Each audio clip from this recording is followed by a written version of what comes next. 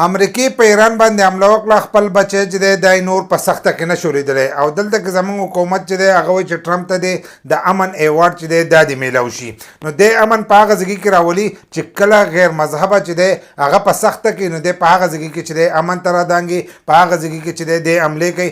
کله چې زموږ او د انډیا جنګ و او د انډیا نه موږ چغې خلاصولې، نو په هغه ټایم کې چې دی راغی او جنګ بندي چې دی دا یې وکړه. نو دی وایي چې دا ما امن نه وستلو. نو زموږ د ملک حکمرانان چې دی هغه وایي دله د امن ایوارډ پکار دی. که دلته وګورئ په فلسطینیانو باندې چې کومه سخته تېرېدله، په هغه وخت کې چې دی د په اسرائیل باندې حمله نه کوله، په هغه وخت کې چې دی د جنګ بندي نه کوله. اوس چې کله د ایران او د اسرائیل جنګ دی او په اسرائیل باندې سخته راغلي، د هغې د اسرائیل عوام چې دی هغه د اسرائیل نه وځي، نو دی په دغه ټایم کې چې دی د اسرائیل اوس مدد کوي او په ایران باندې چې دی دا حمله وکړه. او له دې طرفه موږ بار بار وایو چې دته د امن ایوارډ چې دی دا معلوم شي، ځکه چې دی په دنیا کې امن ناولي. نو تاسو راته ووایو، تاسو خپل رایه شیر کوئ چې دی امن ناولي. اوس چې د به د ایران باندې حمله کړې ده، دی وایي چې زه امن ناولم. نو دی امن ناولي که به د امني چې دا په دنیا کې خوروي.